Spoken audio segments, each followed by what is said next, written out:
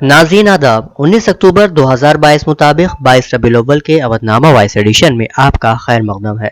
मैं हूं मुस्सी रज़ा और आप समाअत फरमाने जा रहे हैं अवधनामा में शाये अहम खबरों के खास हिस्से। उत्तराखंड के रुद्रप्रयाग जिला में भगवान शिव के 5वें ज्योतिर्लिंग केदारनाथ धाम के दर्शन के बाद 6 तीर्थ यात्रियों को वापस लाते वक्त एक हेलीकॉप्टर गिरकर तबाह हो गया, जिसमें पायलट समेत सवार तमाम 7 अफराद हलाक हो गए।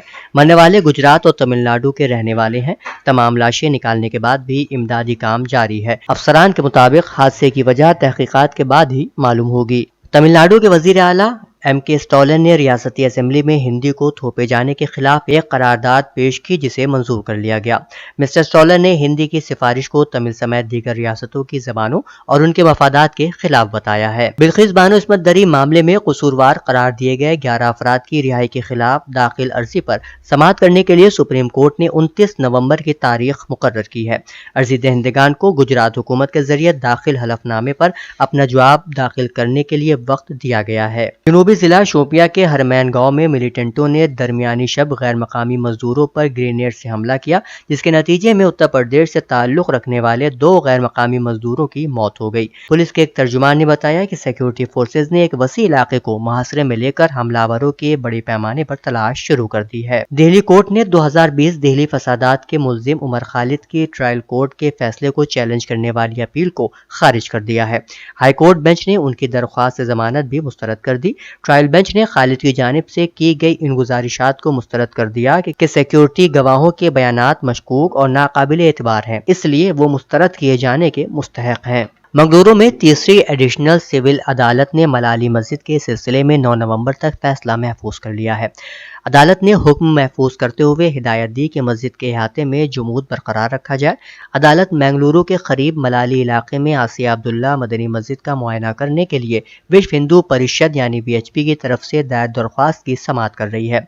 बता दें कि दरख्वास्त में ये मालूम करने की मांग की गई थी कि मस्जिद की तज़ीन और आराइश के दौरान बरामद होने वाले हिस्से किसी मंदिर के तो नहीं है। नारकोटिक्स कंट्रोल ब्यूरो की स्पेशल विजिलेंस टीम ने अदाकार शाहरुख खान के बेटे आर्यन खान मामले में रिपोर्ट दिल्ली NBC ऑफिस को भेज दी है। साथ ही जांच में पाया गया है कि केस में काफी गड़बड़ी बरती गई थी।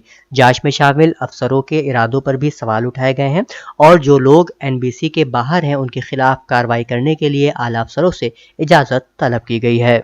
इस मरतबा पहली बार वजीर आजम नरेंद्र मोदी अयोध्या के दीपोत्सव के मेहमान खुसूसी होंगे।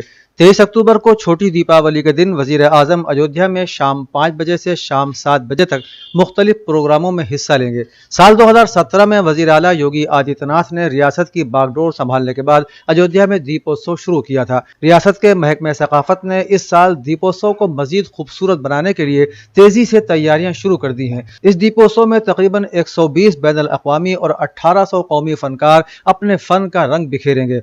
8 ममालिक की रामलीला का इनेकाद किया जाएगा और रामायण के उन्वान से एक पिक्चर गैलरी भी तैयार की जा रही है। इसमें रामायण और रामकथा की रवायत की मुख्तलिफ जिहतें दिखाई जाएंगी।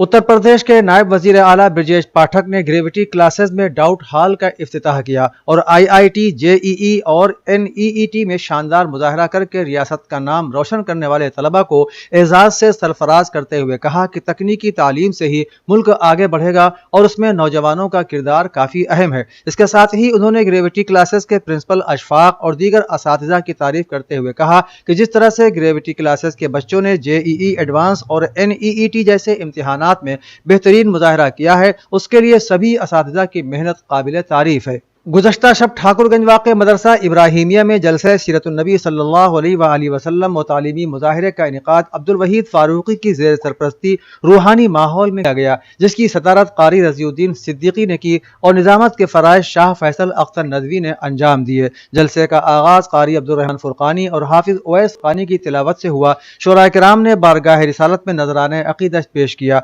मुक़र्रिर ख़ुसूसी मौलाना कफ़ील अशरफ ने सीरत नबवी के हवाले से अपने खिताब में कहा कि आप सल्लल्लाहु अलैहि वसल्लम की मौजिज़ाना ज़िंदगी और हर सुन्नत क़यामत तक के इंसानों के लिए उसवा है। इस तालीमी मुज़ाहरे में सूबे के कई उलमा, खुतबा और शुअरा ने शिरकत की। इलाहाबाद मेडिकल कॉलेज के अमराज़ निस्वां डिपार्टमेंट की जानिब से मंगल को वर्ल्ड मेनोपॉज़ डे के मौके पर एक सेमिनार का इनेकाद किया गया। प्रोग्राम के मेहमान खुसूसी की हैसियत से सीनियर डॉक्टर हेम प्रभा गुप्ता ने कहा कि मेनोपॉज़ एक कुदरती अमल है जिसमें औरत को माहवारी आना बंद हो जाती है। उन्होंने कहा कि यह औरत की जिंदगी का एक मरहला है جس طرح عورت بالغ ہوتی ہے، حاملہ ہوتی ہے اور ماں بنتی ہے، اسی طرح عمر کے ایک مرحلے میں مینوپاز کے مرحلے سے گزرتی ہے۔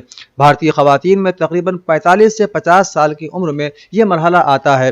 انہوں نے کہا کہ معالجین کو بھی ایسے مریضوں کی ہسٹری سن کر ان کا حل نکالنا چاہیے۔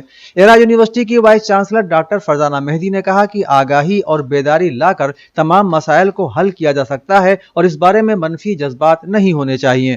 اودھنامہ کے جہانما صفحے کے مطابق آسٹریلیا نے مغربی یروشلم کو اسرائیل کی راجدھانی تسلیم کرنے کے اپنے فیصلے کو واپس پلٹتے ہوئے کہا ہے کہ شہر کی حیثیت کو اسرائیل اور فلسطینی عوام کے درمیان امن مذاکرات کے ذریعے حل ہونا چاہیے۔ رپورٹ کے مطابق وزیر خارجہ وونگ نے کہا کہ آسٹریلیا ہمیشہ اسرائیل کا ایک ثابت قدم دوست رہے گا اور وہ دو ریاستی حل کے لیے پرعزم ہے جس میں اسرائیل اور مستقبل کا فلسطین بین الاقوامی سطح پر تسلیم شدہ سرحدوں کے اندر امن کے ساتھ اکٹھا رہیں۔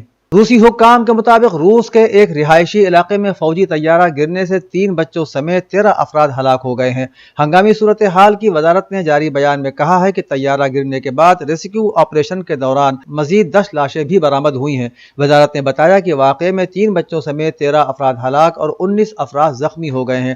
طیارہ جس 9 منزلہ عمارت پر گر کر تباہ ہوا، اس عمارت میں تقریباً 600 افراد رہائش پذیر تھے۔ قابل ذکر ہے کہ حادثے میں طیارے کا پائلٹ بحفاظت نکلنے میں کامیاب ہو گیا۔ امریکہ نے صدر جو بائیڈن کے ریمارک سے پیدا ہونے والی قیاس آرائیوں کو مسترد کرتے ہوئے کہا ہے کہ اسے پاکستان کی جوہری اثاثوں کو محفوظ رکھنے کی صلاحیت پر اعتماد ہے۔ ترجمان امریکی محکمہ خارجہ نے سفیر مسعود خان اور قونصلر ڈیرک شولیٹ کے درمیان ملاقات کے بعد واشنگٹن میں صحافیوں سے گفتگو کرتے ہوئے بتایا کہ امریکہ کو پاکستان کے عزم اور جوہری اثاثوں کو محفوظ بنانے کی صلاحیت پر اعتماد ہے۔